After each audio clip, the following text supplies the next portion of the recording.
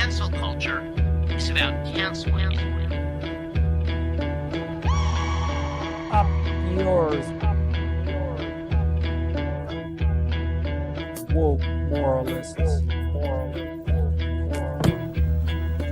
Up yours. Systematic bullying that's happening. And they believe that Cocaína.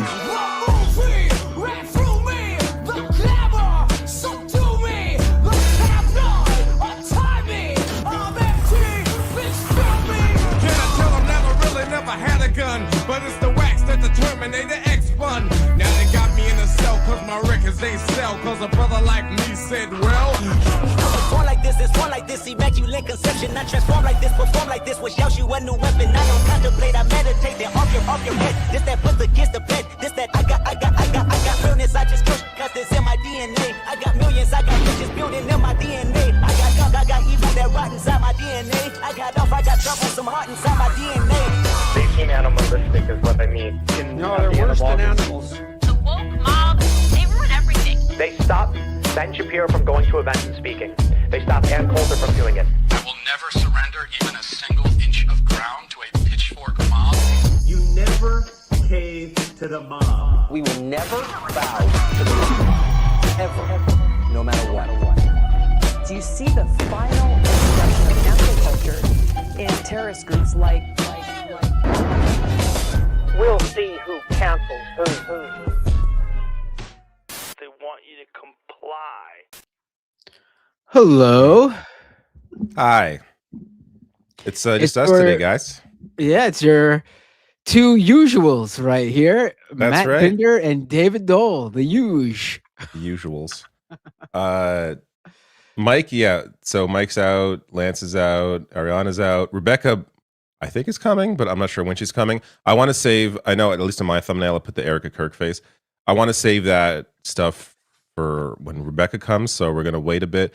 Probably going to be a little bit of a shorter video or show today just because it's, a couple of us here and also I'm tired as usual. but we'll And talk also, about what we can.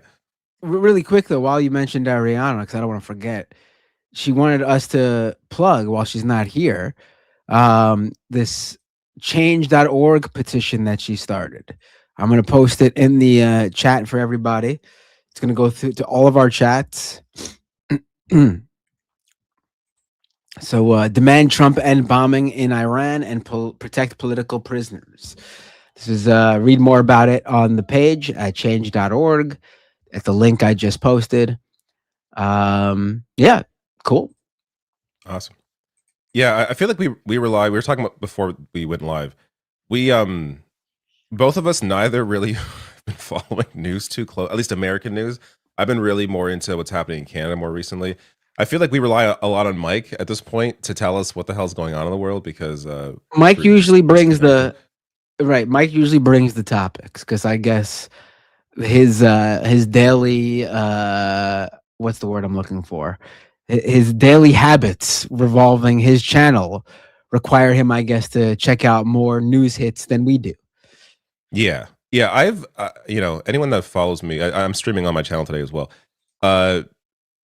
My content has shifted. Like I used to be in the news cycle, like covering whatever is happening every single day. We can go back like 5 years. I did or maybe 10 years. I used to do 2 videos a day, and I can't even imagine being that person now. I mean, of course, I have a kid and I have less time. But even apart from that, like just mentally, I could not do that now. And it's a whole different. For me, it's hard to even know what I shouldn't say what matters, but it's hard to know what is news because everything is so ridiculous all of the time that it's just for me it's at this point so much of American news is just noise. So that's why I've made a clear shift to a lot of Canadian stuff. I covered actually maybe we should watch this clip. I'm not sure if you saw a media host or I should say the host of Good Morning Britain in the UK losing his shit at the Green Party leader Zach Polanski when Polanski called out the fact that this fucking dude used to be in the government and or in the Labor government, and his wife is Yvette Cooper, who is currently the foreign minister, basically in the running to replace Keir Starmer. And you have this is the host of Good Morning Britain interviewing politicians from other parties. And like, how do you expect this guy to be impartial? Anyways, he's called out on his garbage, and this guy loses fucking shit. I should actually bring that up because it's a hilarious clip that I'm sure a lot of Americans have not seen. Yeah, but, we should watch it. Yeah, just to give us a little something different from the usual stuff that's happening. There's also a funny clip that I saw from Trump that I'm now recalling. That again, it's hard to know what even hits with Trump anymore, but where he's talking about this dude in his ears, and it zooms into the guy, and it's just the whole thing's ridiculous. Right. I mean, we should say while we start the show by saying how welcome to the show. You have the two hosts who don't pay attention to anything in the news anymore. We should still say that we have quite a show for you. We did of course. Look over things, and we prepared, of course. No, we have. Unlike people come to hear us talk. We don't have to really say anything about this. Also, I would say this show isn't always about what's happening. I should say, in terms of news. Like, we cover things that are ridiculous, like the Eric Kirk stuff we're going to cover. And obviously it changes depending on who's here. But it's just a little. I'm gonna find this clip. We have fun. I mean, unlike David, who just shifted the type of news he covers. Me, on the other hand, over the past couple of months, I shifted by just not covering the news at all. I'll get back into it. Life has been. Everyone who watches knows what's going on with me. Life has been not been going the normal route for me over the past couple of months. But things will settle back, and I'll be back with you all on our regularly scheduled programs very soon. There we go. All right. So this guy's name is Ed Balls, which I just think is hilarious. But this is the interview. The whole interview, I should set the stage first. So the Green Party in the UK right now is polling in second or first place, depending on the poll, along with Reform. So the Tories have completely collapsed. Labour has completely collapsed. Labour essentially now is just a right-wing party under Keir Starmer. So you have the Green Party, which has essentially replaced what Labour used to be in terms of actually fighting for the working class, fighting for issues including the environment, fighting for public ownership of resources. So you have a real what used to be the Labour Party now in the Green Party, and they have completely surged. There are local elections coming up next week in the UK, which right now is looking pretty good for both the Greens, and it should be clear, Reform is the far right party under Nigel Farage. So that's a whole different conversation. But again, this guy used to be a Labour MP. He's been a Labour member for 40 years. His wife is Yvette Cooper, currently in line to potentially replace Keir Starmer. Here they are interviewing the Green Party leader, Zach Polanski. And look at how this interview, from the start, it is ridiculous. Because they start off with a lot. Polanski came in as leader late last year. That they're going through a typical process like any party goes through in a parliamentary system. When you have a new leader, you have a convention, and members are going to vote on different policies. There's nothing crazy going on here. They're not ditching policies that they're popular for a reason. Why would they even want to change their policies when they are popular based on what they've been talking about? Right.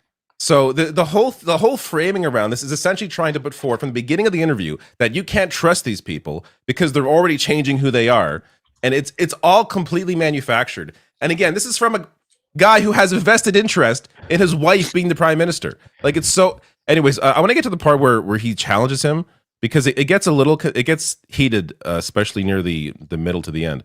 But he calls out the host at some point here. Happy, then we're probably on the right track, because I want to tax multimillionaires and billionaires, and I want to. So the questions, when they get to the policy, the stuff they bring up is insane, because they try to pin, one of the first questions is about immigration, and it's kind of the typical way that these people attempt to smear the left. And he loses his shit at some point. So I saw today there are calls there are apparently internal discussions about firing him now over this interview because of how obviously biased he is throughout the entire process. Right. Let's say This fucking guy, even he interviewed his wife on this show. Like,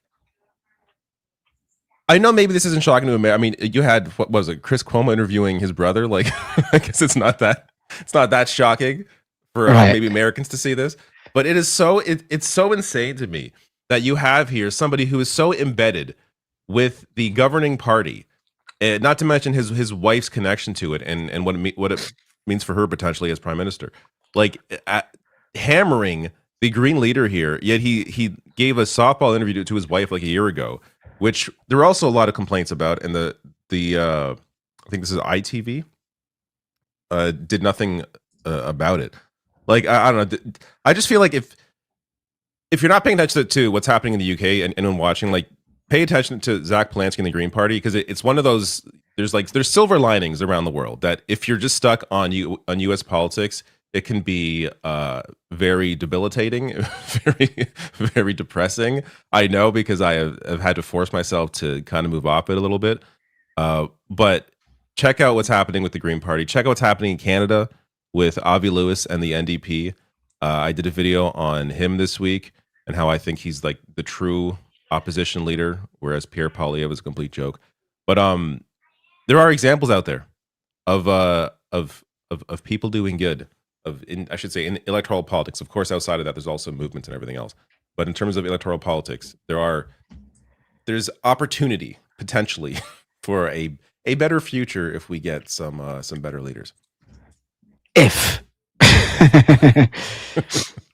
yeah, that was unbelievable. Like, just not even trying to subtly hide or even just out in the open, like, disdain.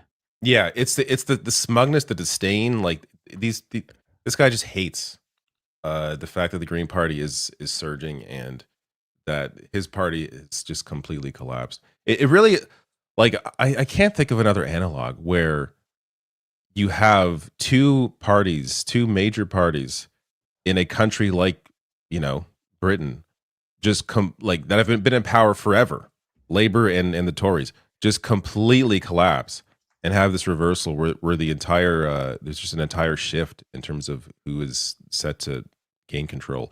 Though I should say the next general election, I don't think is till like 2030. Maybe it's earlier than that. Let me check. But it's so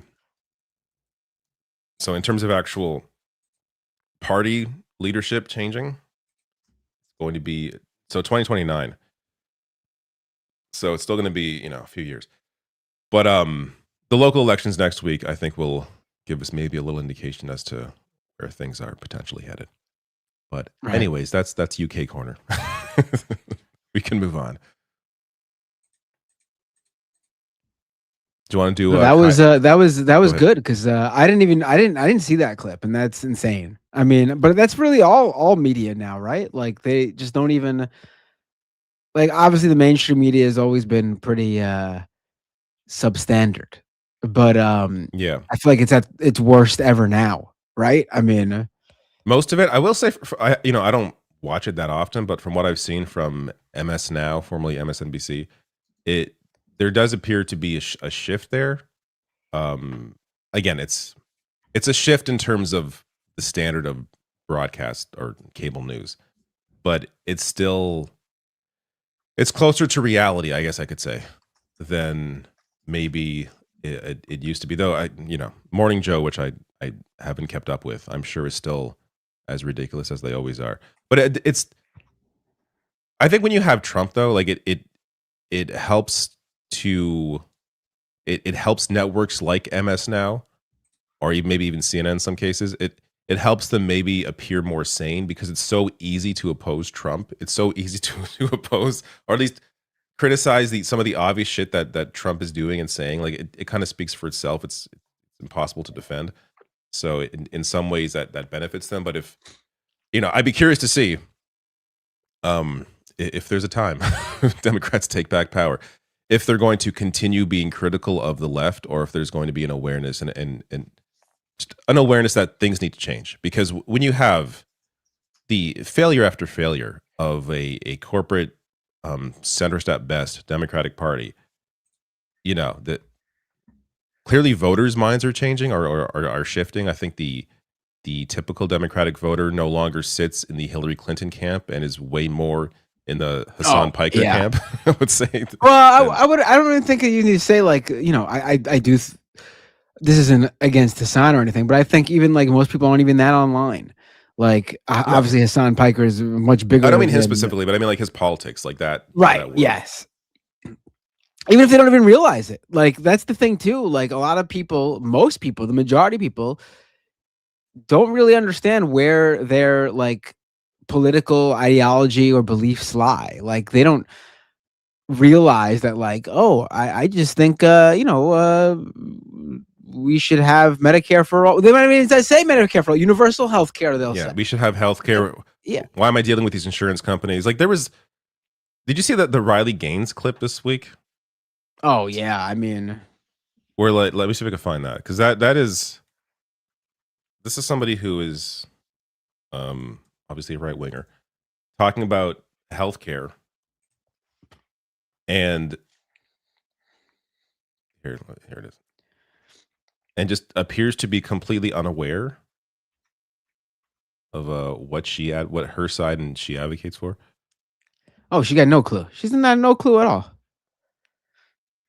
I'm getting bills in the mail nearly every single week. Here's another bill for $1,261.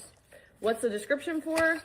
Actually, it doesn't even say. But girl, let's clear a few things up. You supported your own demise. Again. You actively support an administration that passed things like the One Big Beautiful Bill, which made healthcare prices go up for millions of Americans, directly and indirectly. It just so happens to be affecting you now. Because this is part of a whole domino effect. When hospitals lose Medicaid funding, they only have a few choices. They can close, lay people off, or raise prices to make up for the funds they lost. It's also well documented that when hospitals close, surviving hospitals increase their prices because there's fewer options and less leverage for insurance providers to negotiate lower prices. And that's if they can get care at all. Riley, I know we're just talking about your problems, but consider that Trump's policies have created care deserts, so many expectant mothers are left without access to care at all. Fewer options for care, and it's more expensive. That's what this administration you support has accomplished so far. I mean, it's insane to like bring up what, like, for her to even bring it up, because we know, like, this isn't like some new discovery. Like every single person who's had a child knows that this is what goes on. And she's acting like this is some newfangled thing that she's just uncovered herself. It's like, no, you only care now because it's happening to you, because you're selfish and you don't care about other people, because that's your whole political project, that's your entire political ideology. That's the entire Republican Party, that's the entire right wing, that's the entire conservative movement. You don't give a shit until it's happening to you. Exactly. That's what it is. That they're unable to feel empathy for anything until they, like, not even until, I should say, but when they finally experience something themselves, then now I understand it.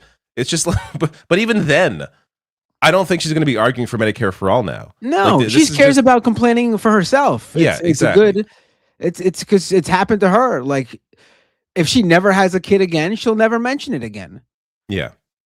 And if she were someone to come out and be like, you know what, I was wrong. I support single payer universal health care. I apologize for all the garbage I put out there, for all the hate that I spread. I'm a different, like, then great. Then, no issues. Like, I should say no issues, but like, but at least like, there's a willingness there. There's an acceptance of who you were and your willingness to change and learn. Then awesome. That's what we should want in people, is to change and learn. But this is not that kind. Like, you don't see has there ever been a conservative influencer with like a following if has Riley made a change Gaines, like that? If Riley Gaines wants to do a complete 180 and change her ways, then I will accept it. Only after she partakes in a swim competition against 4 other trans athletes, and only then will I. That would be fair. That'd be the way to do it. And then she'll come in 5th place against the other 4, and she can finally say, yes, I got in 5th place only because 4 trans swimmers beat me. Yeah, she'll finally have to accept, and then she can move on, and we can all move on. But like it also the fact that we even know who this person is, I think, is a failure of society. Like why the kinds of influencers that the right accepts, like, it's just if you're able to complain the loudest, like, this is somebody who nobody should know the name of, because again, came in 5th place, doesn't matter, shouldn't have any sort of like platform to talk about politics. They don't value expertise. Like, you see it all the time with the right wing. Like, oh, the experts know everything. Like, they hate that shit. And listen, I don't put like an expert on a pedestal, but on the specific topic they are an expert in, yes, I value their input. It doesn't mean you have to take it like it's the word of God, but yeah, what they say probably has more weight to it than other people. But when you look at conservative thinkers, conservative intellectuals, conservative influencers, they're not an expert in anything. They don't know shit. It's not even like Riley Gaines. Like, even though she became infamous, I should say, for getting 5th place or whatever and blaming a trans person, even though 4 other women beat her, 4 the cis women beat her. She doesn't just talk about that anymore. She's become a full-on conservative influencer on all sorts of topics. But the thing is, she don't know shit about nothing. There's no reason anyone, even someone who's a right winger, why are you listening to Riley Gaines? Who the fuck is she on any other topic to you? Like, why are you debasing yourself even more so than you already are as a right winger by listening to a 5th place college level swimmer on your conservative politics? You don't know shit. I mean, this gets to my conspiracy brain that I can never let go of when it comes to this shit. These followings are all manufactured. Like, I have a hard time believing anybody actually cares about what she has to say. I feel like they're just plucked out of obscurity. They saw this person complain. They saw that this was an anti-trans athlete. That was enough for whatever billionaires want to back her to try to push this culture war message to help distract from issues that would impact these billionaires and their taxes. So this is what they live off of. Just like, Charlie Kirk. Charlie Kirk was not a self-made, a youth speaker or whatever. Like, he started his thing, but had billionaire backers to help make him and TPUSA what it became. That's why it became popular, is because you have billionaires pouring all this money in your ability to go, school to school to school and spread your garbage. Like, these are manufactured followings, manufactured celebrities that would not be able to develop a following on their own if it were not for the help of outside backers that are able to use them as tools in the way that they want to be used, or in the way that these moneyed interests want to use them to distract people and their audience from other issues. Like, this is what they've done for years, and it just amazes me that anybody. This is why I get conspiratorial about this. It amazes me that anybody actually cares to listen to what Riley Gaines has to say. Because they just think like being anti-woke or speaking up, even though you sound like you're speaking up about shit you know nothing about, is all it takes to be a conservative influencer. There's this anti-woke comedian. I don't know if you've seen this. It's gone viral. It's something I did see on Twitter. I haven't watched the video yet. We should watch the I'm dropping it in the guy with the big belly. Yes. So there's this anti-woke comedian, Ben Bankus. And that should tell you everything any sort of comedian that calls themselves anti-woke, like, that's their whole brand. I'm not even talking about their politics. There's funny comedians, stand-up comics who I don't agree with politically, but they're funny. It happens. I've laughed at Dave Chappelle, even though he's got, they have funny. Even though this isn't why he got canceled, because it was, but Louis C.K. before his whole, I was a big Louis C.K. fan before his whole thing came out about how he was forcing female comedians backstage to watch him masturbate. I mean, but he was a funny guy, and this is someone I don't agree with politically. I'm not for the politics of wanking in front of people without their consent. Whatever that politics is. Yeah. Well, he since went the whole like I've been canceled route. But I'd stop paying attention. He could be funny. But this guy's whole shtick is that he's like an anti-woke comedian. And he like shoehorns politics, because after seeing this clip, I wanted to watch a few of his other stuff. He shoehorns politics into everything. And that's just not funny. But this clip is going, because most of the time when they mean anti-woke, they just mean they say something edgy. But there's no punchline. There's no joke. There's no thought process behind there. I'm all for edgy jokes. I think you could say anything you want to say. Seriously, if you're able to deliver a funny joke at the end of it. Yeah. But this guy apparently is getting absolutely rolled on Twitter and on social media for this interaction he did with a woman, this woman in the crowd. He's trying to do some crowd work, obviously, by knocking this girl in the crowd, and she's not letting him get what he wants out of her, and he has a hissy fit. It's amazing. Watch. Are you triggered? Perfect. I thought that would happen quicker, to be honest, when I looked at you at the beginning. What do you think? Here, this is your moment to speak. What should happen now? I want to mention, like, this is the guy's clip. He didn't include whatever the joke was. So I guess that didn't land, because otherwise he would have included the joke. Because that would have been a proper springboard to what he's saying now about this one woman who didn't laugh. But, we have no idea unless you were in the audience, we have no idea as a viewer at home watching this video that, again, this comedian clipped for him is his own promotion. Yeah, this is his own clip. He put this out himself. We don't know what she's quote unquote triggered about. He didn't include it. We don't know. I mean, like David said, you got to assume that the reason he didn't include it is because the joke bombed. Like, why would you not include it? Yeah, if you had the crowd like dying, you would have included that. If this was you're good. This is not okay. This is not okay. Do you have kids?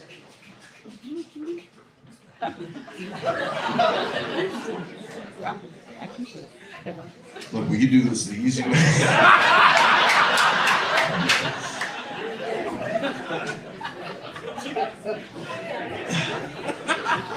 This is not funny. People are laughing, but this is wrong. Press pause for a second. This should be. I do think it's amazing that he's doing like this fake impression of her, like this mock impression of her, but like she hasn't said anything. We have no idea what she sounds like. Like he's just completely. He's giving himself the interaction that she's not providing him, because he's absolutely at a loss of what to do. Like by sitting there and being quiet, just watching him with no reaction, she's completely blown up his whole shtick. Like he has no idea what to do. So he's got to give himself the crowd work he was hoping to get from her. He has to invent his own crowd to be able to interact with, because she's not interacting with him and he has no idea how to move off of it. So embarrassing. Illegal. Think it should be illegal to do that? Make some noise if you think everything I did should be illegal. And that's why we need the 51st state, folks. We need some freedom of speech. Make sure this creature doesn't get into fucking parliament. She'll take away our, if she had power, she would take away your rights immediately. She hasn't done anything. Nobody can say that. This is so ridiculous. She hasn't done anything. She's so embarrassing. This is why I was afraid to watch this video, because I get like, I hate cringe. Like I get like, ugh. It's just like I would hate to be in that crowd. It'd be so uncomfortable. Also, it's really weird that like I would say like 99% of people, like not even just comedians who you think prepare for these moments, 99% of people would have just moved on to somebody else. But he's just obsessed. Or I don't know, get to your fucking act. Like, I guess that wasn't working out too well for you. Right. So you had to invent a person to talk to. Ever again. Like, if she could freeze my bank account right now, she would freeze my bank account. Like, if she had the power to do it, she might actually. She kind of looks like she works at RBC. Oh my God, this guy's Canadian? This guy's Canadian. I'm assuming RBC is a Canadian bank. I think they and are he mentioned in 51st Canada. state, I don't know if he's Canadian, though. Yeah, I guess he's in Canada. Well, it sounds like he's at least in Canada. But if he knows what RBC, do you have RBC there? Royal No. Bank of Canada? No. Yeah, it's We do have TD Bank, Toronto yeah, Dominion, TD, whatever yeah. it's called. Yeah. If he's referencing RBC, I have to assume he's Canadian. But I love that your friend here is like just trying not to laugh. So. And that's how much she We likes did her move as a on friend, to her 'cause friend. This is pretty funny, to be honest. Like, this is pretty entertaining. But you're upset, and she's like, I can't laugh because she wants you to have a good night. And I think you will have a good night. You got a see-through shirt on, tits out. I mean, go to K Street. You'll end up on the 80th floor of some building with a bunch of Arab dudes in no time.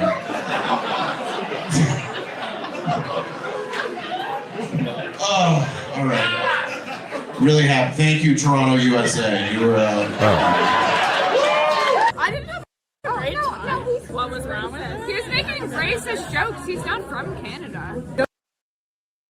there you go. I mean, it is amazing though how she gave him no reaction whatsoever, and it moved from "oh, you're triggered" to a joke about her being sexually assaulted, because of what she's wearing or whatever, and also a racist joke about her being sexually assaulted because it's got to be a bunch of Arab guys for some reason. I don't know the context of that reference, but he made it clear that she will be raped by a bunch of or sexually assaulted by a bunch of Arab men for some reason.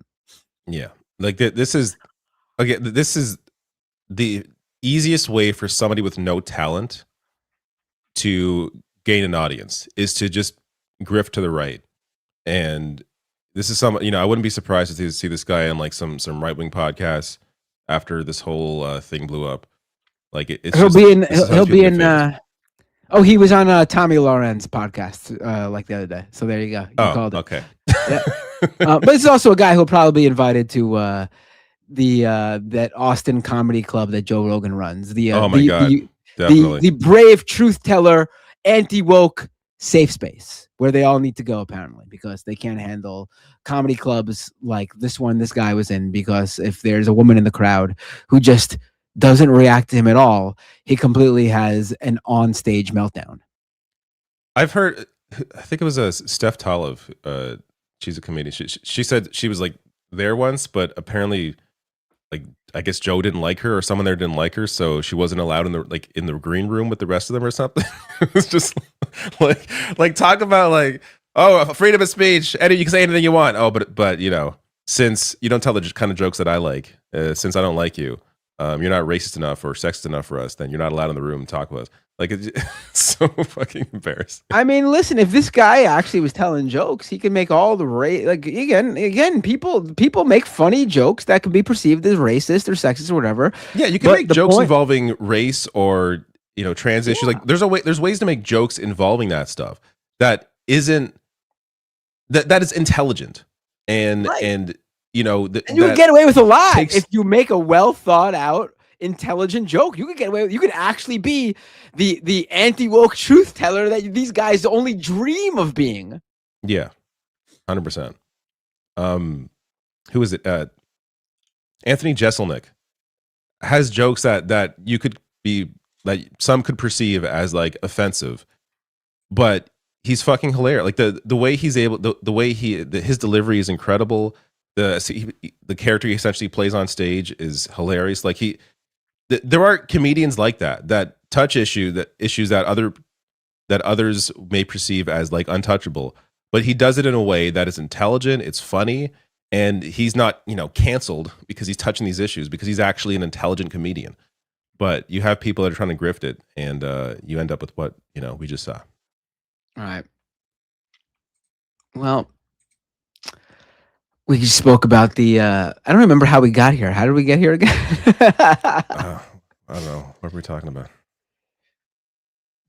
We did Zach Polanski, the Green Party. We did the comedian Riley Gaines. What else we got? Oh, should we get to Erica Kirk? Where's Rebecca at?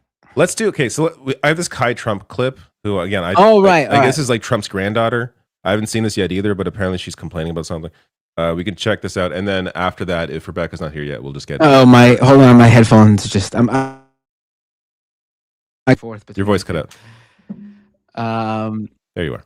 Oh, I just said I forgot to charge my headphones, so I'm switching back and forth between the two. Oh, no problem. So my one now? just died, so now I'm switching to the other. Yep. Yeah, let's do the Kai Trump thing, and then obviously it's just the two of us, so we'll be cutting the episode a little bit short, just because. Yeah, we'll get to super chats in a bit here after the. So we'll do the Kai Trump thing, and then should give Rebecca some time to join us, and if she doesn't, we'll just do the. We just got to get to Erica Kirk without her, and then we'll go into super chats. Sounds good. So yeah, this is All right, Trump's so what's granddaughter. where is she right now? What is so who is Again? Kai These Trump people are in her famous because their grandfather. In this case, her grandfather's famous. Like that. You know what I mean? Like this is just. I'm not even sure who's. I'm not sure whose kid she is. Let me look it up. I'm guessing Donald Trump Jr. because he's got the older kids. I think. Yeah, Donald Trump Jr. and his ex-wife. Oh, okay. Well, then her brain is just mush. I mean, hey, some people don't like me. I mean, 50% of the world doesn't like me because my last name, but like they don't actually know me. So like, I'm hoping if people actually give me a shot and like not look at like the last name, then I won't have any ops. But we'll see. Does that happen often? Are people screaming shit at you? I've had one time I was out in public and someone literally walked up to me to tell me that my grandma sucks. I'm like, well, thank you so much for taking the time out of your day to say that. Like, great. What do you want me to say to that? Like, I literally, I was literally like, okay. I mean, hey, people. I mean, 50% of people don't know who she is because, like, what an ego on her to think that people know who she is. I literally didn't know whose kid she was. Yeah. Like, if she walked past me on the street, I would not think twice. I have no idea who she is. I would have no idea who this person is. Yeah. But then also, I mean, 50% of people probably don't like you because your last name. I mean, it's not like you've gone out of your way to like push, like to distance yourself from your grandpa. I'm assuming, being that like, if you're gonna put, it's one thing if she's a private citizen and we don't know who this person. Like, then again, no one would recognize her. But if you're gonna put yourself in front of cameras, put yourself out there as someone that you want people to know who you are, and you don't distance yourself from why people even know who you are, then people are going to make the obvious assumption that you're cool with your fucking fascist grandfather. Like that's, I don't know what's so surprising about this. The only reason I knew about her before this clip, like I am familiar with her, even though I still don't think I could point her out if she walked past me in real life. But the reason I am familiar with her name, Kai Trump, is because she was doing professional golf tournaments when her ranking in terms of like how she played would not have she would not have been eligible for those tournaments. She would not have made it into those tournaments. I wonder how she got in. Right. I guess that grandpa that she has no relation with and distances herself from, the one who is just ridiculous. Like, own it. Just own it. Like, people don't like you because of your last name. Not just because of your last name, but because you probably are exactly your grandpa's granddaughter, exactly who they think you are. I mean, don't act like it's undeserved. Like, everything you have, your wealth, your career, whatever, as a golfer or whatever, everything is because of that last name. So at the very least, you got to shut the fuck up and take all the bad that comes with it too, or don't use your last name to further your career. Yeah. You can't have your cake and eat it too. Pick one or the other, kid. All right, should we do Erica Kirk? Yeah, let's do Erica Kirk. I'm not hearing anything from Rebecca, so let me first start with what I believe is not real because it's too crazy to be real, and then we'll get to the real video. But like, this is like, I was kind of ignoring the whole thing, this whole conversation yesterday, and again, anyone watching who's like not on social media, this Erica Kirk video was just like, everyone was talking about this because it's so insane. But this is what got me to pay attention to it, because I was like, is this in the video? Because this is completely unhinged. So I think somebody made an edit. AI is getting to the point now where it like, I can't tell. Like, Like this is, especially if it's somebody who it's very believable would be this insane, but this is just breathing.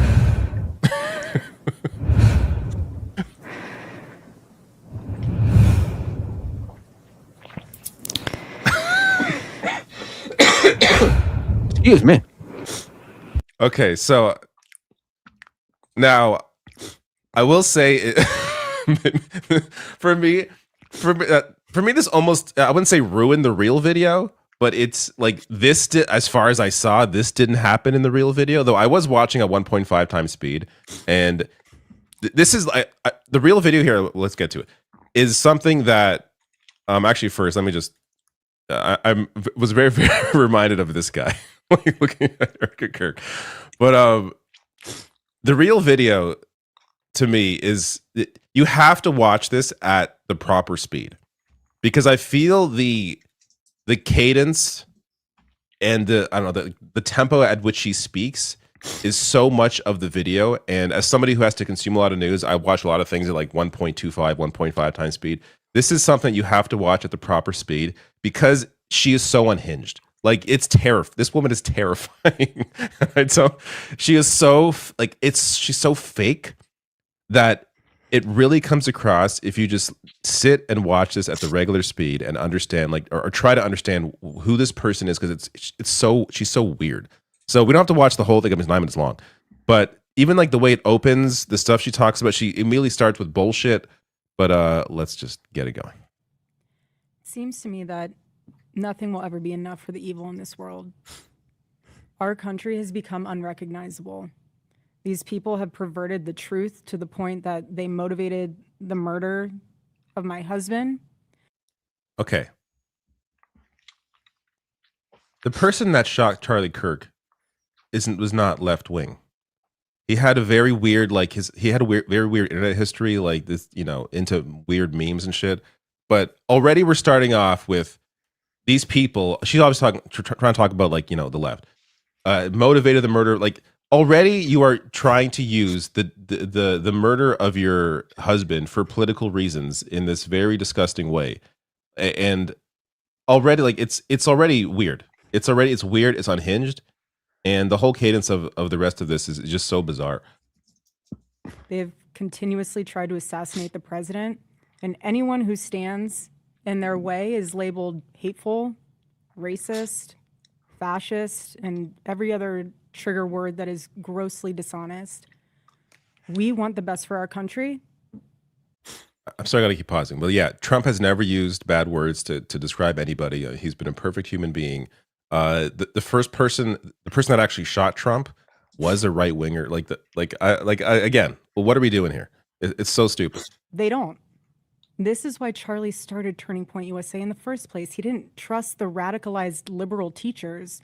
And this past Saturday, it was a school teacher, of all people, a school teacher that attempted to change our history for the worst with bullets. And everyone is asking why I even went to the White House Correspondents' Dinner. And it was because many of the journalists in that room have attempted to dehumanize me. And I wanted to meet some of them face to face, quite frankly. Why have a conversation about me when you can have a conversation with me?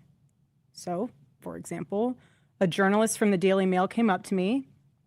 She introduced herself, and she was very gracious. She was saying, "You look so beautiful. I'm so sorry for your loss." To which I replied, "It is so nice to put a name to the face, especially with all of the slander, the lies, accusations." I find this so hard to watch. I don't know about you. Like, she's so fake. This seems so rehearsed. She's reading, and she's definitely reading off a teleprompter. She has to be. Like, none of this seems earnest. I have never seen this person in front of a camera be able to be a human, just be a person. Like, it all just seems so manufactured. And also, no information about was this journalist that you said this to? Was this one of the people who you claimed defamed you, or attacked you? Because Doesn't sound like it. Why would someone who's been attacking you come over and say, "Oh, hi, Erica Kirk, you're so beautiful"? Yeah, it's again, I don't know how much of this we need to watch. And that journalist, by the way, who said how beautiful she was, one Candace Owens. We can maybe skip ahead here. Like this. It's 48 hours before that nightmare almost became a reality. In this culture we're living in. Right, hold on, pause it for a second. Someone in the chat said was Frankie Carlo said right-wing Sonya Blade. Right, why is she dressed like this? Why is she dressed like Sonya Blade? Mean, there's been so many different references of what she looks like. I'm trying to bring up. But why is she? What is this outfit? This weird like black cap with this weird. Tony Rigatoni on Twitter says, "Why is she dressed like she made it to the final table at the World Series of Poker?" Like that. Yeah, what is this outfit? I don't get it.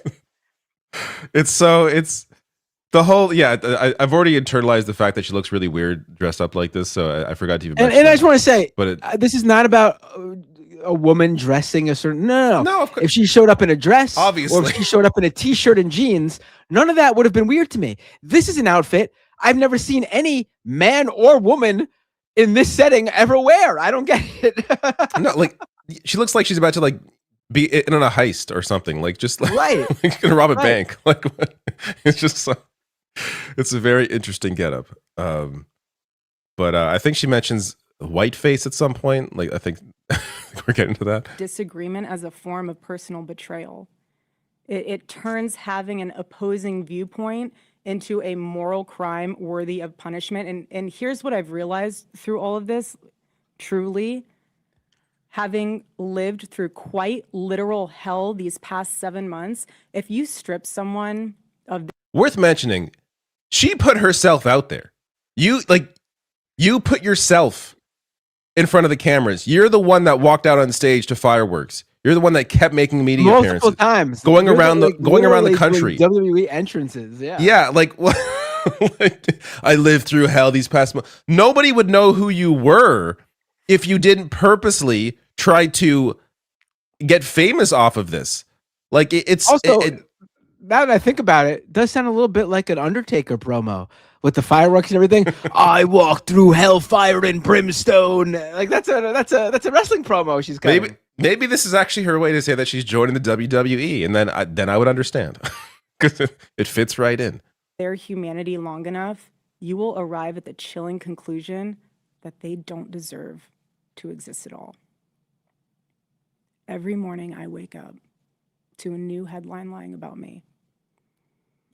I have comedians dressing up in whiteface. I have people. Wait, I'm sorry. We got to pause. Whiteface. Is this?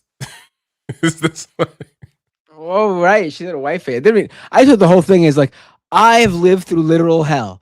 Let me tell you what I've been through. Number one, obviously the most important, a comedian made fun of me. I mean, a comedian made fun of me? Give me a break.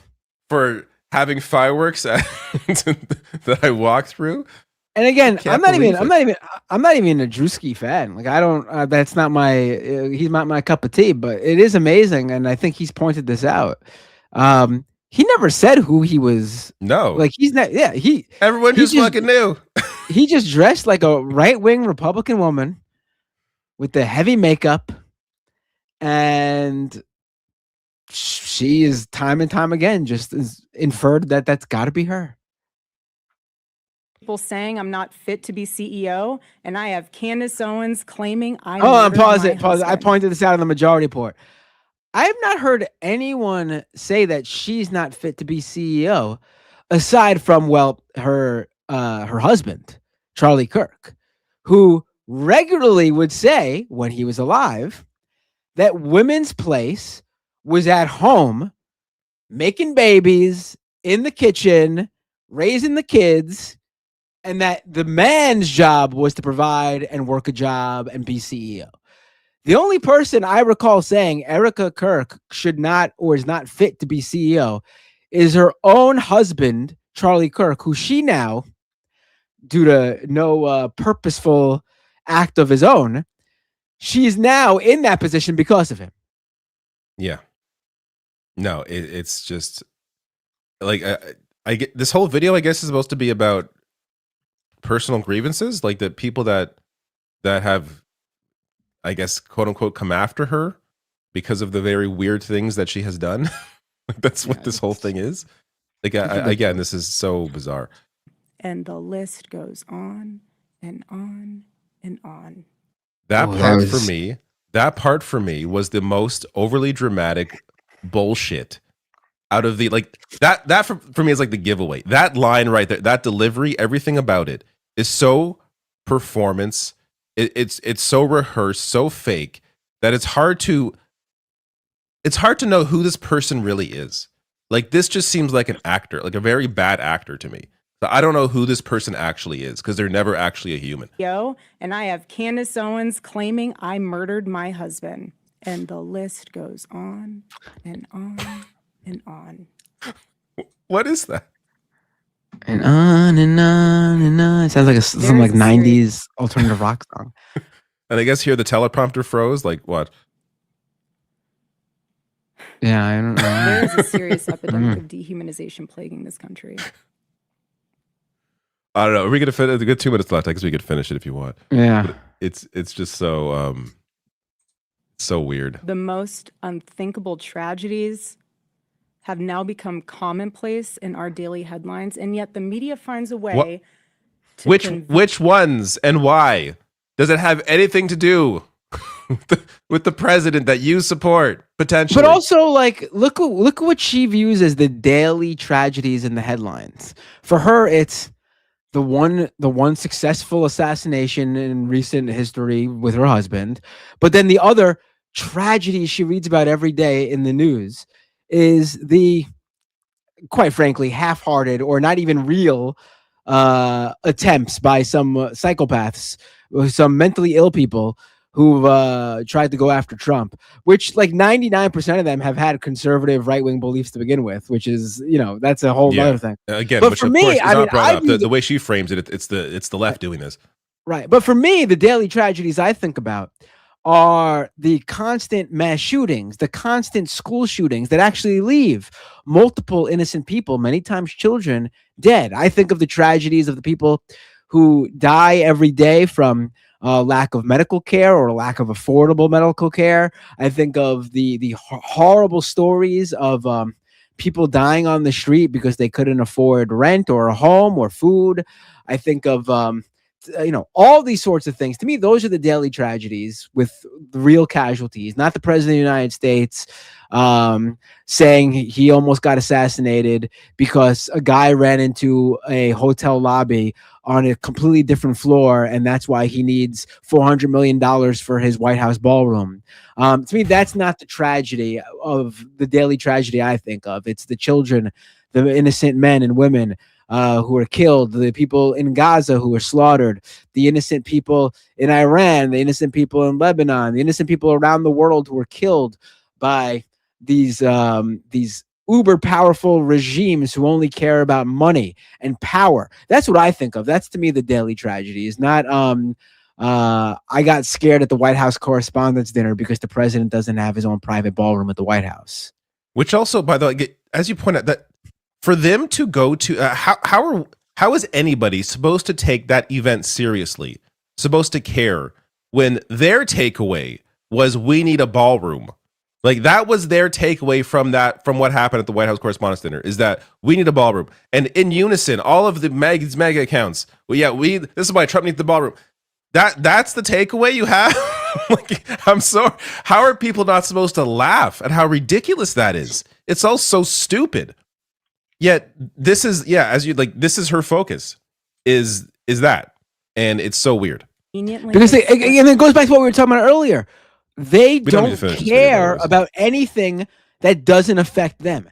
To them, the biggest tragedy in the world, and a great example of this, is their reaction to that Ben Stiller tweet when he was watching the Knicks game the other night, when it was the same. So the Knicks were playing a game, oh yeah, an NBA playoff game the same night of the White House Correspondents' Dinner. Ben Stiller, a huge Knicks fan, courtside seats almost every game. He was live tweeting the entire game, and he, at the end of the game, because the Knicks won, he tweeted like "got it done" or something like that. Yeah, we got it done. Yeah. Same moments earlier was the attempted shooting at the White House Correspondents' Dinner. And so conservatives saw the Ben Stiller tweet and assumed he had to have been talking about the attempt on the president's life, when in reality, most people honestly did not know about this. This was not an event like the Butler, Pennsylvania thing, where there was an actual threat against his life, where he actually had some sort of injury with his ear or whatever. Yeah. I know some people don't even believe that was real, but the fact of the matter is that in that case, there was a legit targeted assassination attempt that seemed to be in some way almost successful.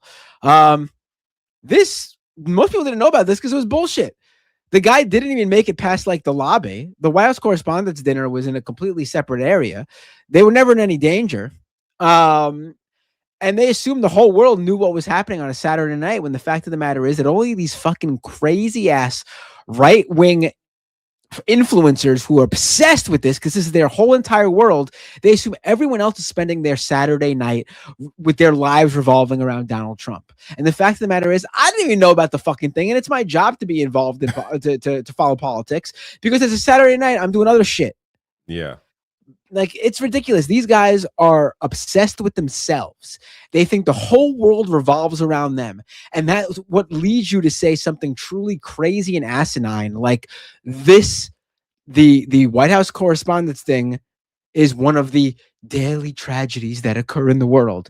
Give me a fucking break. I got nothing else to add. All right, should we do super chats? Yeah, let's do super chats. This is ridiculous. They're ridiculous. These people are so up their own assholes. Yeah. Dude, this is why I have such a... I don't know. I have a hard time if you're someone who like is like stumbling across this channel and you have some sort of conservative or right-wing ideology, like, even putting aside our differences with like what we believe, like, do you have no shame in like these are the people that you have like representing you, and your, like, I guess maybe just your political beliefs make it so you are susceptible to this, I guess. Like, this is just who you view as astute intellectuals, like, or even just like down to earth, even if you don't fancy someone who's well-rounded or an expert or smart in any way. These people aren't even down to earth. Like I said, these people are so far up their own assholes, they don't even view you, one of their own supporters, as a human being. They don't even know you exist. You could be shot dead tomorrow, the same day Trump stubs his toe while getting out of the shower, and they'll talk about the daily tragedy that Trump faces when trying to get out of the shower every day, and forget all about the fact that you just got blown away. Like, they are so far up their own fucking assholes. It's I mean, all you have to do is look at Trump's reaction to Charlie Kirk's murder. He talked about, like, when that reporter asked him, "How are you holding up after your friend was killed?" "Oh, I'm doing great. Anyways, the new ballroom." Like, he immediately turned to talking about his ballroom at the time. Like, right. They don't even care about their own people, like, let alone anybody else. Like, it's so stupid. All right, let's go through some of the. I'm trying to find. You want to start with like your own ones, and then my own ones, and then we'll just go through whatever's left over in the StreamYard chat. Sure, we can just go in order. I mean, there's not. Actually, there's a lot. I'll let you know if I see one that comes up that's mine. Let me pull up my. It might just be easier. Then I'll just read. All right, so my first one is from Deathstroke. So when you see that one, all right, go ahead. So yeah, this is not me, but Natalie Marie says Cenk lost it because AOC didn't say yes to snapping her fingers and swapping Trump for Tucker. Cenk is so easily triggered at a stupid question. Wait, what? What is Cenk this? lost it because AOC didn't say yes to snapping her fingers and swapping Trump for Tucker. They're the same person. What? They're the same person. Yeah, I haven't paid close attention to what Cenk's been doing recently. I did see that he like criticized. I don't know. Has been criticizing AOC while defending Tucker. Like, to me, that. Why do you trust Tucker Carlson? Like, exactly. That's a guy who you put Tucker like, Carlson in power. Why do you believe he'll stick with whatever you think he's going to stick with? Yeah. Like, he's shown to be a charlatan. He's shown to be push white supremacist talking points. Like, it's just, he's a person that I would never want to reference in any positive way. Yeah. Real John Litherman gifted 5 Humanist Report super chats. Cool. Bay photo. I'm not sure who this is for, but I can read it. This is very important, and we must mobilize. Everyone needs to call their rep and demand they vote yes on the motion to condemn Hassan Piker / sarcasm. Yeah, I guess that did you see that happened this week? Congress is like officially trying to condemn Hassan Piker. I know. I saw a tweet, and I'm just like, this is why I can't engage with American stuff that much anymore, guys. I'm sorry, it's too fucking stupid. It's too stupid. There's nothing. This work interests me because it can be intellectually stimulating. American politics right now is not. There's nothing to explain. It's here. This thing happened. It's obviously stupid. What do I have to say? Like, I have nothing to add to a conversation like that. It's so to me, I'm just like, I can't engage with stuff that to me is just, it's on one hand really depressing, but also just really boring. So I miss half the news at this point, at least in US news, because it is so stupid. Right. So wait, your first one is what? Just so I know when we get to it. Oh, let me hold on, let me find it. It's This is not mine either, but Deathstroke yeah, MC. Deathstroke. That's mine. Yep. Oh, there you go. Deathstroke MC. Thank you so much for the super chat. Janet Mills dropped out, so all of your favorite liberals are crying on Twitter. Oh, we forgot to mention this altogether. Yes. Janet Mills dropped out. That's Graham right. Plattner will be your Democratic nominee for the Senate race in Maine. Well, to be fair, she was never even close, though, right? Like, right, but I mean, guess her the dropping very out, beginning she was, because she was couldn't even she couldn't even take it to the primary. No, I mean, There's I don't no know hope. why liberals are crying. You have someone who actually has a chance to fucking beat Susan Collins. Like, Yeah, every I don't poll think anyone's showed- really crying except for like Chuck Schumer, because he endorsed Janet. Well, Mills. there were some weird liberals who say vote blue no matter who, unless it's Graham Plattner. They really are hung up over the things that he's Near apologized tandem, is she for in one his of those people? past. Yeah, I don't know. I think they're all ridiculous. Yeah. You'll cry over a dumb tattoo that he got. Granted, it was a bad tattoo to get, but also granted, for anyone who knows anything about like I do about neo-Nazi groups, there's also a lot of people who get that same skull tattoo who don't realize it's a neo-Nazi insignia. But anyway, he found out, he got it covered up. But again, tattoo, unforgivable. Bombing children in the Middle East, we can look past that. We got to beat Donald Trump. Yeah, Like, give me a fucking break.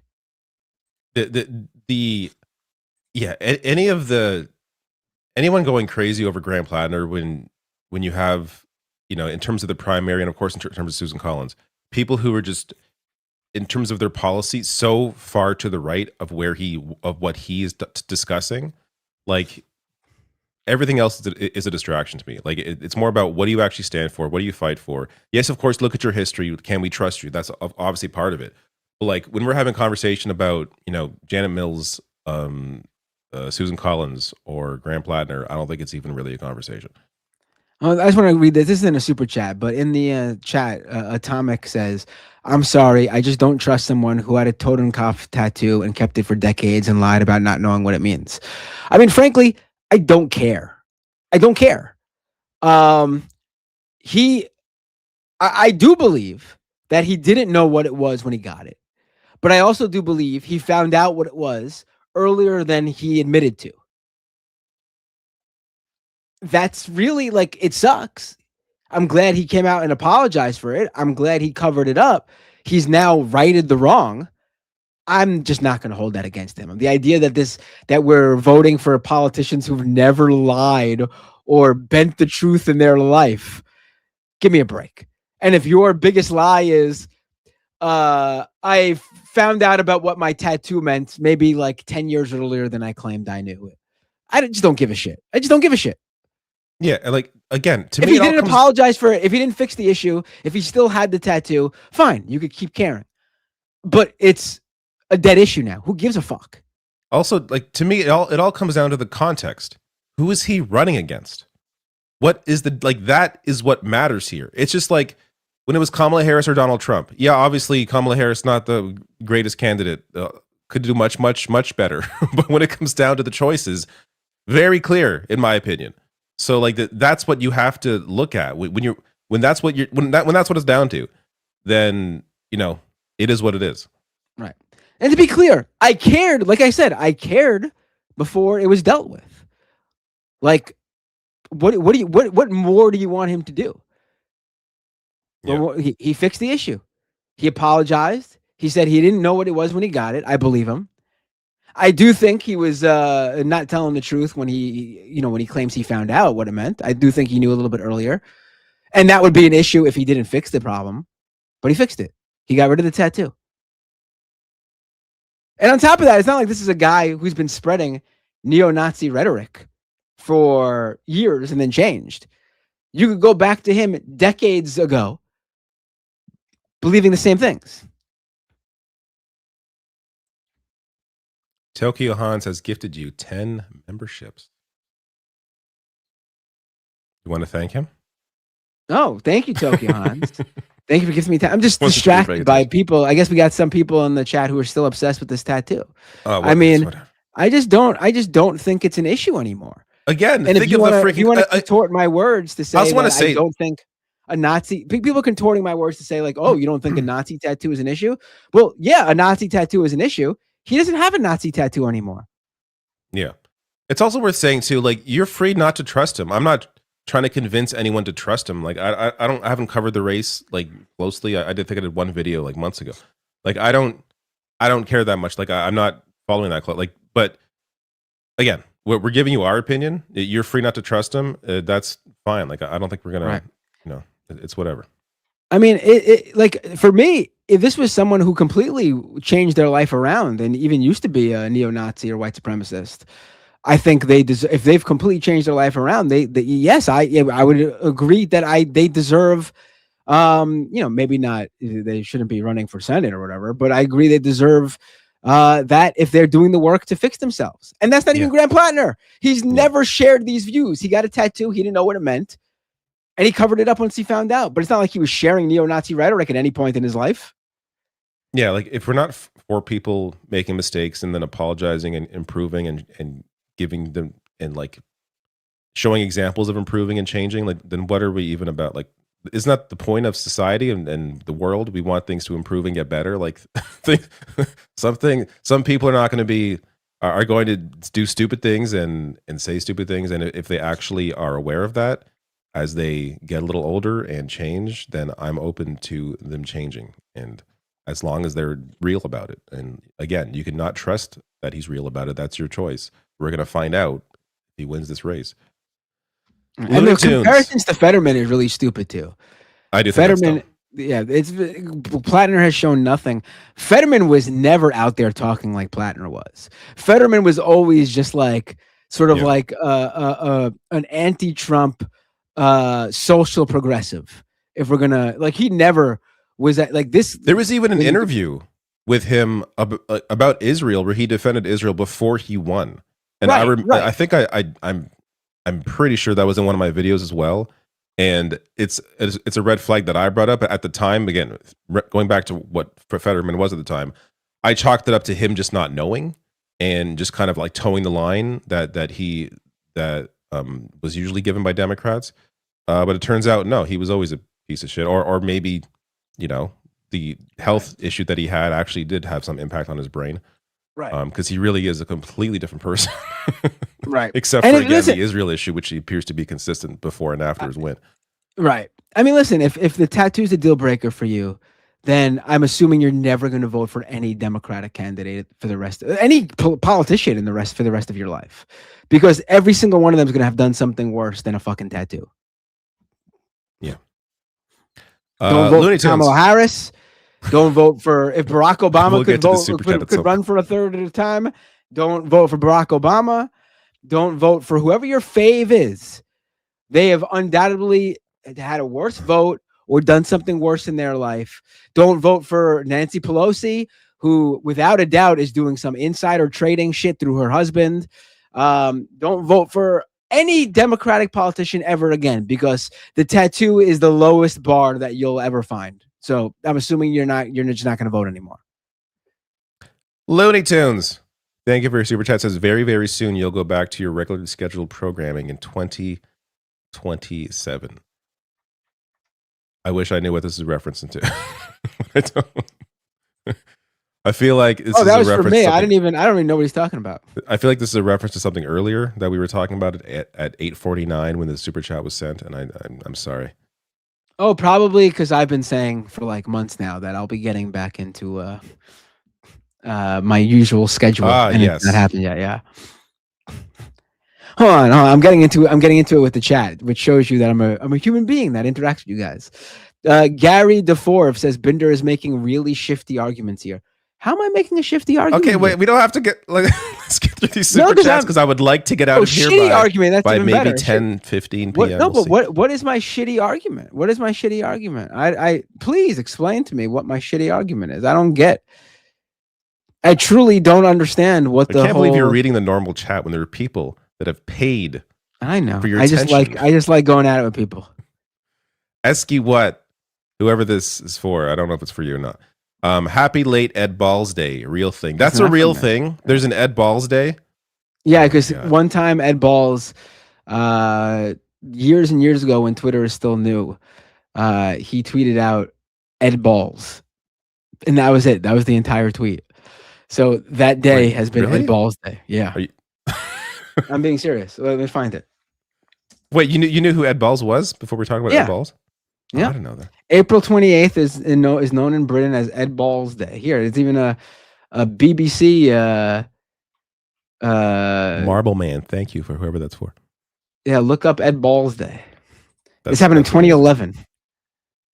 Here, I'll post it in the bring it up on the screen. This is the infamous tweet. Wait, let me read this first. Looney Tunes says, well, David, you finally get a rich reward normally given to the serfs. Here you go. Thank you so much for your super chat, Looney Tunes. I super appreciate it. Let me check out Ed Balls Day. Here we are.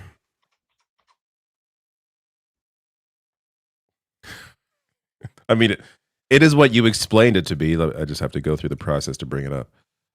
But here we go. That's it. That's so April 28th. Maybe he was like trying to like Google himself, and he was in Twitter. I don't get how that happens, honestly. I don't know how. I don't know. I mean, I'm not a boomer, but no, but it does happen. But I don't get how it happens. You see a place to type, and people just type. Yeah, without any concern of where they actually are. I don't know. Okay. Oh, I lost the chat. Where are we? Here. Oh, it's May Day. Well, not yet, but soon. Thank you, Tokyo Hans, with a member for 33 months super chat. Happy May Day, all. Here's to global solidarity. Absolutely.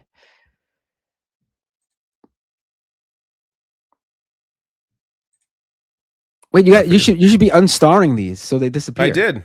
Oh, you did? Yeah. I still see the jank one. I'm gonna. You do?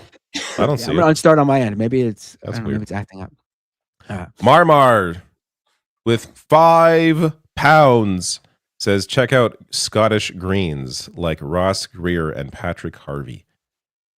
These names are so from the UK that it's hilarious. But I will. Absolutely.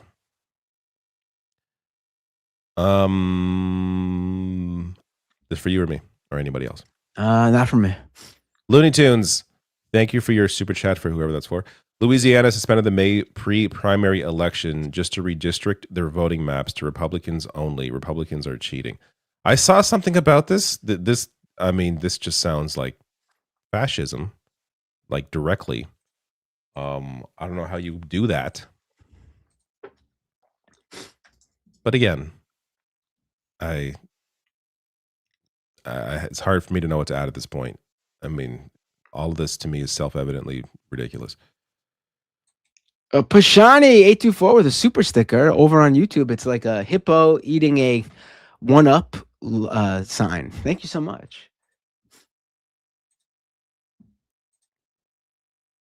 Don't know who this is for. But thank you. Thank you so much. Bay Photo with your very generous super chat. Thank you. Says it's no conspiracy, David. That's exactly what's happening. They're all billionaire backed to serve up propaganda. They're in the same group chats. Yeah, that was what who was that? The woman that had Elon Musk's kid, who's now exposed or talking about the right wing and how essentially they have these super chats. Ashley St. Clair. Ashley St. Clair, yeah. They have these not super chat. They have these like WhatsApp groups or whatever where they all coordinate. That's why the whole ballroom thing, it was like all the mega accounts at the same time putting up the ballroom, talking about the ballroom. That's because they all coordinate. Like that's it's just they have these messages of what I gotta reach out to her. I gotta see if she'll talk to me. You should. Kowalski. She once 2 or 3 years ago, I was doing a episode with Michael Essen Hayden and Hannah.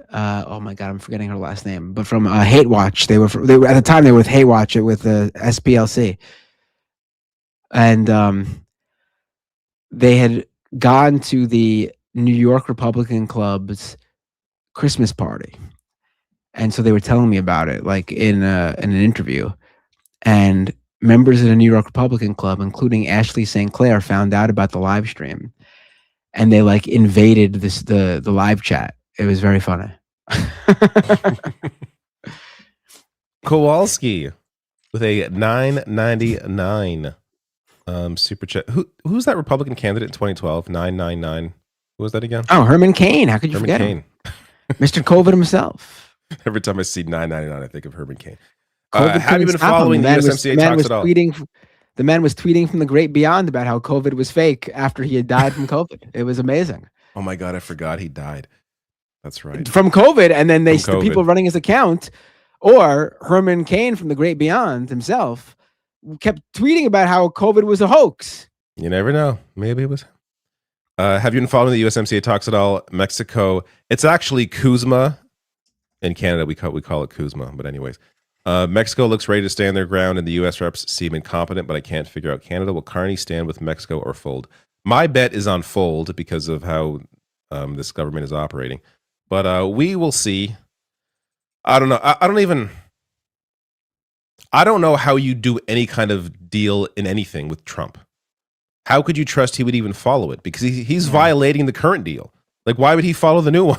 The whole thing is, I think, just a waste of time, personally. But I get why they feel like they have to do them. But yeah, I don't know. I think this is for. Oh, it's not for me. I'll read it anyway. Nintendo Gaming Channel. All fake Christian, aka U.S. Republican billionaires such as Bill Gates, Jeff Bezos, Mark Zuckerberg, etc., want 8 billion homeless. And this one is for me, the one that's coming up. Also from Nintendo Gaming Channel, with a member for 3 months super chat. Rent is unaffordable. Buying is impossible. So people are turning to manufactured homes, RV living, converting Home Depot storage sheds into houses. Oh yeah, I've definitely seen people living in RVs and similar vehicles because people can't afford rent. It's incredible. We are living in the most expensive times right now. And I don't know what how we like reset or get back to like how things should be or what things could be. I should also mention the first chat was actually for me. I just missed it, but thank you, Nintendo Gaming Channel, for that super chat. For Resto with a super chat. If you ever want to know what people think, create silence, let them fill it. A lot of people will dump their most hidden secrets to fill a void. Oh, right. That's why the best thing you could do if you're having a debate with someone or any sort of like what that woman did with that, I'm guessing that's what you're referencing, the anti-woke comedian who kept digging himself a new hole. Lay something down for them and then let themselves dig their way out. And they won't ever dig up. They just dig deeper and deeper and deeper. Like they'll think they have to fill that silence with something. Like ask someone a question. They'll give you an answer, but just keep staring at them. Don't say anything. Just because you're communicating to them that you haven't answered my question, or there's more to it, right? And they'll fucking flail like no tomorrow to fill that void. Absolutely, for us though, it's absolutely what you do. It's one of my favorite tactics. I do it all the time. I mean, isn't the easy way to stop that to just be like, I have nothing else to add? Oh, of course, but people don't do that shit. 'Cause people like hearing themselves talk. Oh yeah, I guess yeah, that's true too.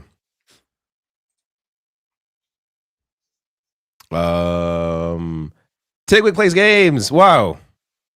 This is not even for me. This is an incredibly generous super chat that is not actually for me. But I could have bought a game with this. I guess I will not be able to. Says, what you playing lately, David? I'm hooked on Vampire Crawlers from the Vampire Survivors team. I've also been playing that. I got like 15 hours on that game. It came out like last week. It's very excellent. I love me a dungeon crawler. It's a fantastic game. I've been playing it like a few hours or so every night before bed. Very, very good. Also, I just got Saros from Housemarque, the ones behind Returnal, and what was it called? I'm forgetting the name, but they had a few other fantastic. I mean, they've had their whole history is fantastic. But yeah, so playing that as well. I'm trying to stick to like at least one story based game at a time. There was a time when I was like juggling, two or three story based games, and you can't really do that. I also really enjoy Marathon, but it's a game where it's it's an online extraction shooter. It's one where I play like 20 minutes or like a couple matches, and I feel like I'm had my fill, and I hope the player count on that game continues to stay steady, because I really enjoy it. I don't want it to go away, but it's like a horror game almost. Like I played solo, so it's you have to like take your time, listen really carefully, wear headphones, and I can't take more than like 40 minutes of it. So I hope like the numbers aren't like dying because other people are having the same experience. But Marathon's fantastic. But that's basically it for now. I want to jump into Octopath Traveler 0, which came out last year. I hear really good things, and that may be next after finish Saros. No, I have no idea what you just talked about, but I appreciate learning. I could talk hours about games and what I've been playing, but I'm sure you could. We got to move on. What's next? This for me? It's directed towards me. I'll read it. Yeah, it sounds like it. Aaron Marks, thank you for your super chat. Says, David, did you ever see the Comedy Central roast of Donald Trump from 2011? Anthony Jeselnik's set was effing merciless. It was so satisfying. I should go back. I'm sure I did watch it. I'm almost positive I did. I just don't remember Anthony Jeselnik's part. One of my favorite comedians, though. He is so funny. He is brilliant. I think he's just fantastic. And he's also very critical of a lot of the dipshittery out there of, comedians complaining about cancel culture. He's very against the anti-woke bullshit that comedians have tried to, the Rogan sphere people. So like if you follow him on Instagram, there's a lot of like podcast clips and stuff where he references some of that. But great guy, hilarious. I will maybe go watch it again because I would love to see Trump get roasted again.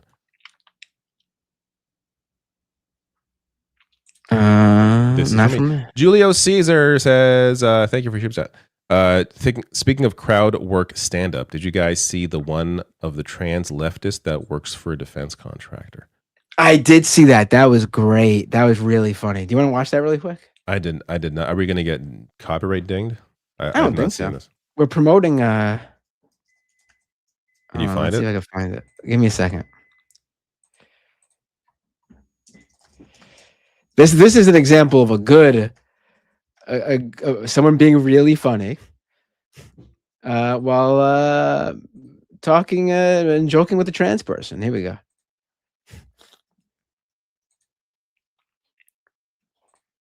I just dropped it in the private chat. The tweet is not from the guy in the video.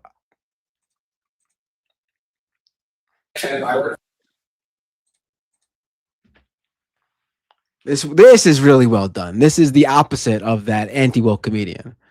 Let me just get this. your jobs? I sold my soul, and I work for a defense contractor. You work for a defense contractor? Wow, that is not who I thought you were going to be. Can I get some pronouns going? She, her, okay, got it. Are you a trans woman? May I ask that? Is that right?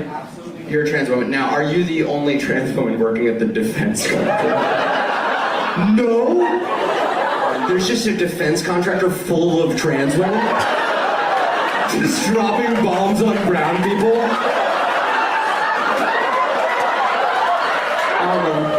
How about those pronouns? Okay, so you make motors for what exactly? Rocket motors. Oh, rocket, for rockets. So like when that school in Iran... Dude, that's a pickle for a liberal, don't you think? You're like, technically the motors were made by trans women, so... Who are you on the side of, liberals? But are you a liberal? Yeah. Okay. You're very leftist. But then help me understand the logic. But that's a lot. Isn't that a lot of money? I feel like... I feel like there's a middle ground somewhere in there. Are you like pro-capitalism? No, you hate capitalism. You just build rocket motors for our military? Have you had other jobs? What were those?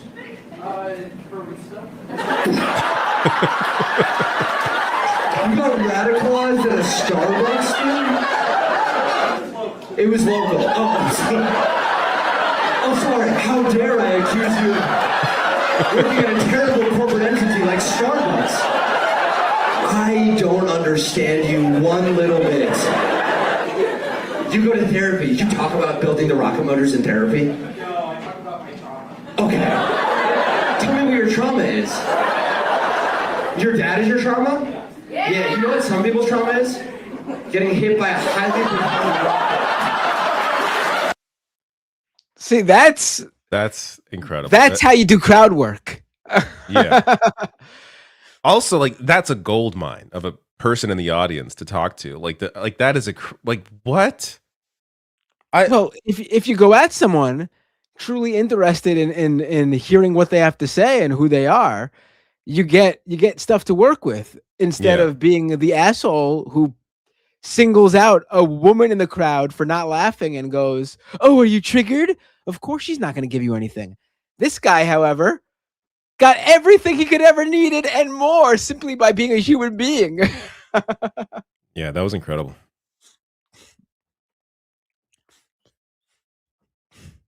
Pendulous Dragon, whoever that's for, thank you. Listen, I could understand doing things for a financial need. There's all sorts of times you have to bend your beliefs a little bit. Building rockets, motors? But that's a step too far. Also, of course. There's a difference between like I need to make my rent and then like I need to make so much fucking money that I can rent out a fucking mega mansion. I can buy a mansion. You know what I mean? Like when you work for a company like that, it's beyond the financial need. It's you want more. I mean, Yeah, I just don't know how you. I don't know. Whatever. I couldn't do it. I've turned down. I've turned down work for a lot less than building rockets. I've been like, oh, I can't work for that place. I don't like their politics. I've turned down my video when Rumble was first starting up. I think it was Rumble. I guess they were trying to get like leftists on there to try to make it seem like that they were like not like Peter Thiel's outlet. I had an offer that sounded like it was going to be like 6 figures just to put my videos there first. What? You should have done that. Videos there first. I think that's a fine middle ground. No. You should have for 6 figures. I would have done that shit. I'm like, but no, I'm not going to fucking put my just videos upload there videos first. to Rumble. Fuck off. Put my videos there also, okay, but that obviously that wouldn't have just put it there. Oh, okay. No, I could. No, like it was there. It was either. I don't think it was. If it was, it may have been exclusive actually, like because that would have been. I mean, that's obviously a definite no. Right. But even like putting it there first, like 24 hours first or whatever, like that's no. You're cutting into my actual audience. Not to mention, I don't want to like help you and your garbage. I'm sorry if someone wanted to give me $100K to post videos on Rumble. I hate to say it, guys, but that's my middle ground. That's my not doing anything too evil but also getting the bag. I want to be clear. That wasn't like, there wasn't a contract that was offered, but I did some like research around it. It sounded like that's what others were being offered. So I was thinking, is that what I'm at? Like, I like rejected the meeting outright. I didn't even like talking. If the contract is just like you have to make our content, like content we approve, then no, I wouldn't do that. But if it's just like that's what but that was going to be like that was going to be part of it. That I wouldn't be allowed to criticize the other people that were on there. Oh, like, no, I wouldn't take that. That's different. So so that's obviously, if it was just, if it was literally just like you also post your videos here, then of course, because who the fuck cares? But no, it was a contract where it's like there's stipulations of who you can talk about, who you can't talk about. Like, I'm not gonna fucking do that. I would take the exclusivity contract too if they were paying me enough. That I don't mind, but you can't have say over my content. That's non-negotiable. No, exactly. Yeah. Is this for you? It is. Wait, is it? Yeah, it is. Prototype A with a $10 super chat. Thank you, Prototype A.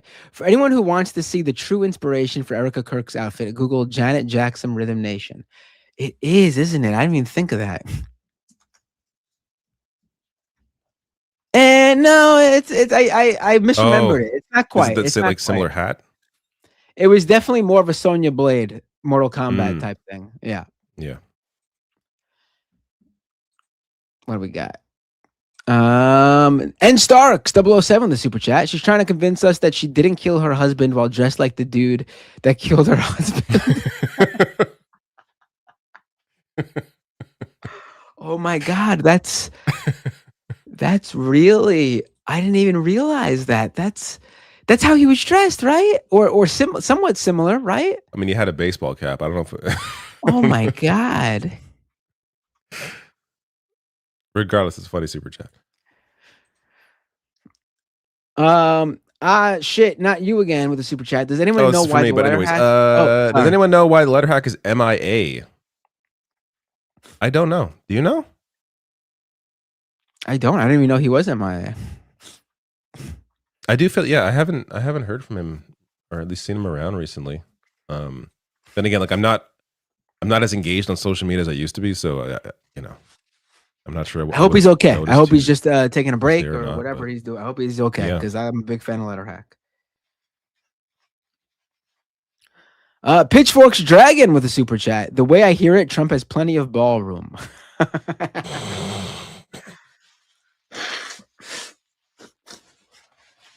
Oh no, my headphones just died again. 1 second.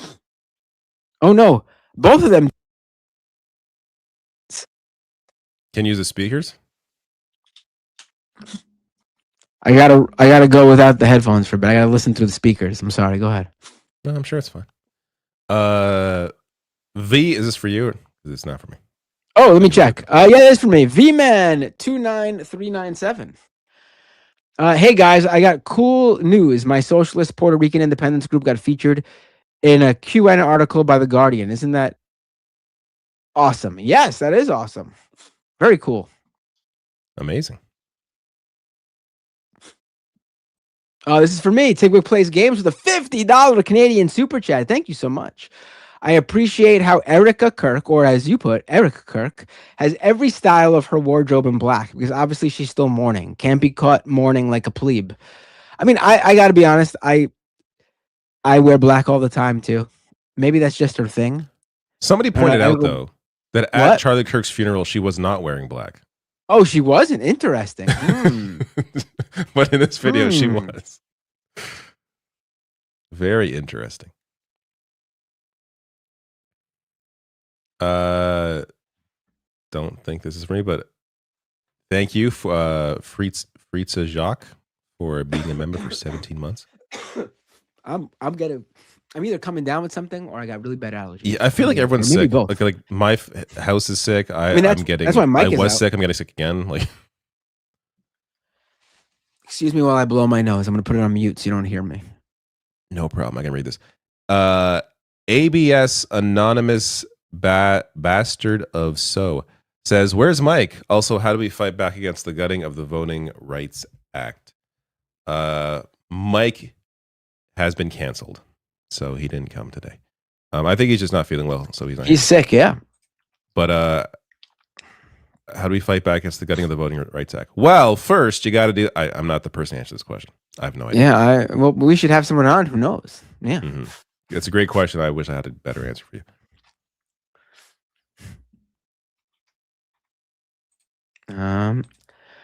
Kowalski with a $10 super chat responded to a survey call.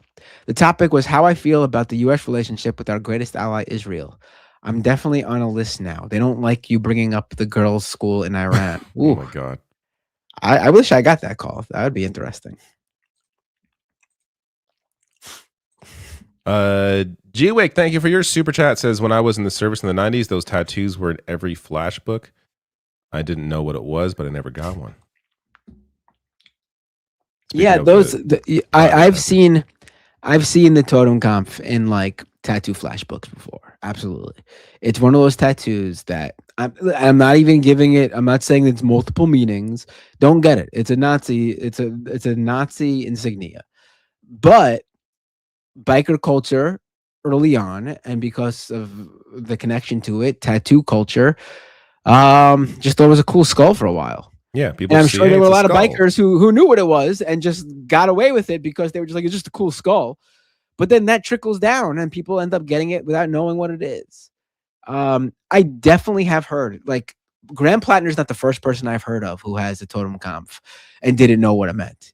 I'm not saying it was someone famous or well known, but there are definitely people who have that tattoo and had no idea what it meant. And on that topic, VJ Cook with the $10 super chat, thank you, says, no, why Plattner's tattoo doesn't bother me. Establishment and Dems are the ones who made it an issue. Hi, guys. Right. Listen, it should bother you if he didn't apologize, if he didn't cover it up, if he didn't fix it, if he didn't do anything about it. Absolutely.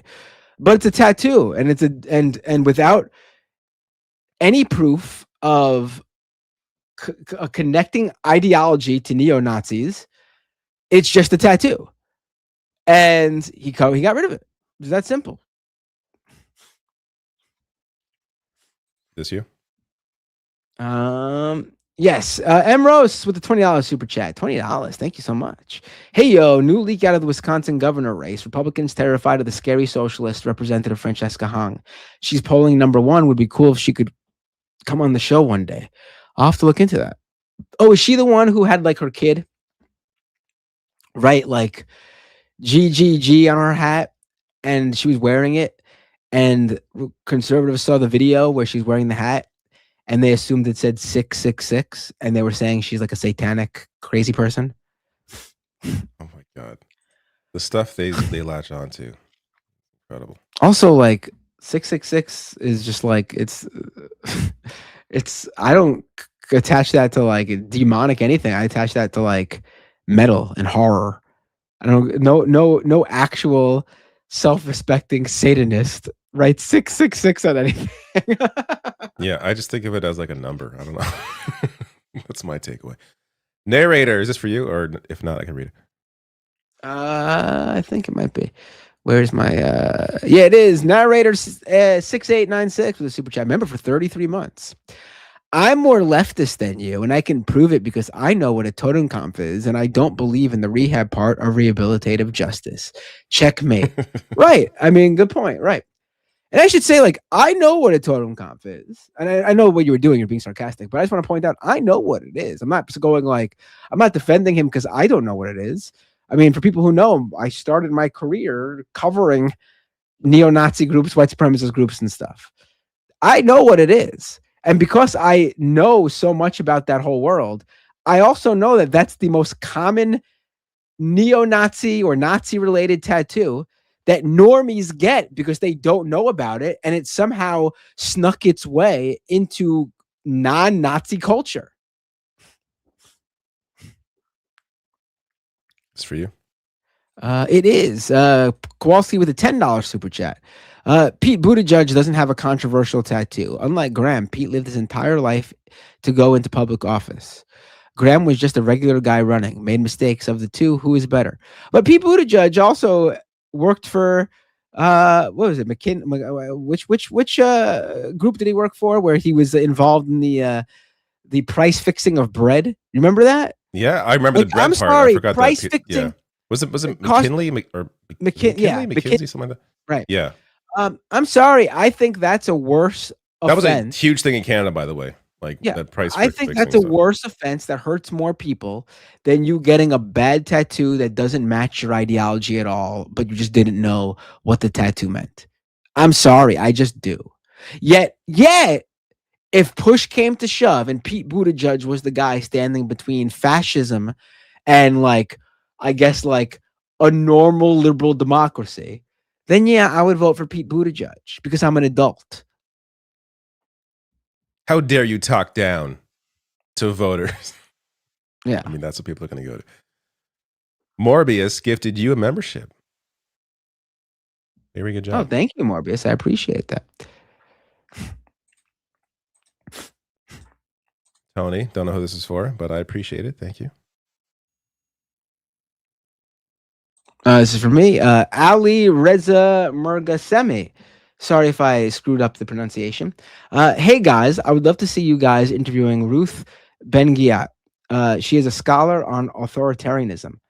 Why does that name sound so familiar? I swear I've come across her before. Has she been in the Majority Report? Maybe that's why she sounds familiar to me. But I've definitely come across her name before. Oh, she has been, but it's been a while, so I don't know if that's where I recall. Anyway, yeah, that's a good idea. Shit, not you again says, go to bed, David. I'm trying to go to sleep here. Well, you just got to wait it out. We're almost there. Narrator, thank you for your super chat. Says Trump's 60-day window for the war on Iran ends tomorrow. Democrats aren't talking about it. Media mostly quiet. Wonder why. They're all treasonous. I just think people just don't have any expectations for Trump and timelines. I kind of think that's that's what ultimately it gets down to.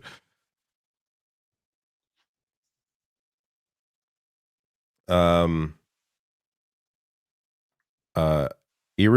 Thade, thank you for your super chat. Says Erica is pregnant with JD and Satan's baby. Jesus comes down and exercises her womb. No hard feelings. If no to watching Search.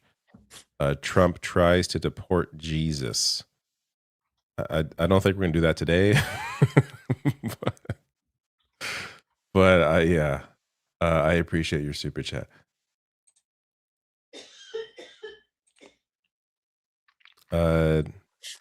Another super sticker from Tony. Thank you. Jacqueline. Thank you, Jacqueline Leach. Thank you for your super chat. Says, what do you know about the Alberta electors? Information having been made available to Republicans before being taken down. I saw something about that today. I didn't, there's only so much I can read about in a day. But yeah, it appears that there's like a searchable database of like Alberta electors out there, like the address information that is searchable for people, the whole manufactured movement of Alberta separatism that is, U.S. funded, and I'm not saying it doesn't exist in some small pockets in Alberta, but it is definitely trying to be accelerated, or it's been trying to been accelerated by U.S. interests, or just, foreign interests at large. There's even, so I think it was 2 weeks ago, there's a big expose about how there's like these 20 YouTube channels that have been putting out Alberta separatism content consistently, racking up about 40 million views combined, which is substantial. And all of them are, it's a mix of AI, a mix of voice actors, and they're based in, I forget which European country it was, but there's some country in Europe where that's where the channels are actually were born out of. So like, I don't know. I hope people aren't dumb enough to fall for this shit. I discussed the ridiculousness of the Alberta separatism garbage in a video a while ago, but it doesn't make any sense. The whole thing is really stupid. But moving on. Shit, not you again with a super chat. I have a friend who's a leftist Bernie bro type, now works for Boeing. That comedy bit reminded me of him, LOL. Life is very ironic sometimes. Yeah. TK McClone, thank you for your super chat. Says, has the left dropped the ball on Ukraine? There seems to be no coverage of the human safari in Kherson or Russia, atrocities in occupied regions. I mean, again, I don't know. I haven't looked at the coverage largely. As one person, I don't follow everything. I have not been following at all what's been happening more recently there, so I couldn't tell you. But fair point. JD Myrtleman, thank you for your $20 super chat. Says, sorry I'm late. Work was nuts. Here's some cash for the Russian National Sovereign Fund. Oh, thank you so much. Yes, I assume that's in reference to Mark Carney's sovereign fund that he announced this week. But yeah, which, anyways, I don't want to get into a conversation about that because it's too late for my brain to work properly. But I do reference it briefly at the end of my video on Avi Lewis, so you can go check that out. This is not for me. This is for me. Ox Pecker with a super chat.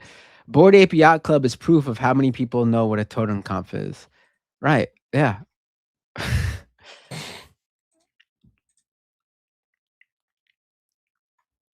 For me. Oh, wait, no, not for me.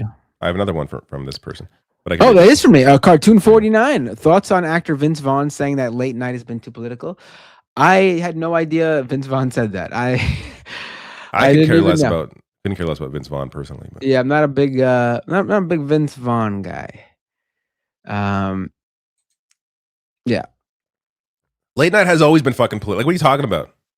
Like, and of course, during a time when you have the most ridiculous person in the presidency, of course, people are going to be maybe talking about it a little bit more because we live in insane times. So yeah, Vince Vaughn is an insane person. I don't think we need to even really give what he says any weight in any way. Yeah. Narrator says, after tomorrow, any order for combat in the region is an illegal order without congressional approval. Oh, so I'm sure Trump will abide by that because he follows the law. And last one, Cartoon, thank you for your super chats. Any games you played recently, and did you play the new Resident Evil, Crimson Desert, and Pragmata? It's so funny because usually in any normal year, I would play all three of those. This year, since I've been trying to take it a little bit slow, I'm playing some stuff I missed last year. I recently finished, oh my God, why am I forgetting? My brain just stops working past 10 o'clock. But the horror game from Bloober Team that came out last year. Great game. Finished it recently. So I have not played any of those yet, though I do want to play all of them at some point. But I mentioned earlier what I have been playing. Vampire Crawlers, fantastic. Sorrows came out. I'm playing that now. And Marathon, when I have some time for some online stuff. Marathon is super cool. But yeah, there's lots of games that I've already missed this year, and more coming out every month that I would like to play. But there's only so much time in a day. There is one more super chat. Is there? Let me see. Oh, it's for me. That snuck in there. JH LFSC with the $10 super chat. Absolutely, the left dropped the ball because fucking campists think that criticizing the Russian white nationalist regime is U.S. empire apologetics instead of having consistent anti-imperialism views. Oh, you're not going to find that thought process here. I think it's very clear that Russia has been the aggressor. I've said it over and over again. And, Ukraine might be allied with the imperialist U.S. and NATO, and you might disagree with those bodies. But the fact of the matter remains is that Ukraine is defending itself in this scenario. Innocent Ukrainians are being killed in a war that they did not start, nor do they want to engage in. And I think the right move for any leftist is to speak out. Now, I don't think, and I know some people like to make this analogous, I don't think Ukraine is like Gaza, which I've heard some like liberals criticize leftists for caring about Gaza but not Ukraine. It's nowhere near the same situation. The people of Gaza have no military. They are in an open air prison, and they have been for decades. It's a completely different scenario. However, at the same time, I don't see how you can